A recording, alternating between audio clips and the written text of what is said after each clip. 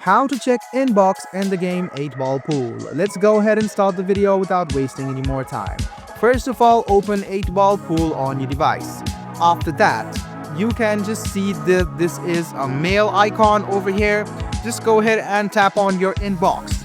After you tap on your inbox, you can see this type of interface where you can see your unread messages, free daily gifts which you can receive, and some information about the new season. You can just go ahead and click on any one of these, and as you can see, now we are going to claim few gifts. After we click on this, we can easily get free gifts. So we can just go ahead and go back now, and we can receive gifts. The next thing is you can see the options over here.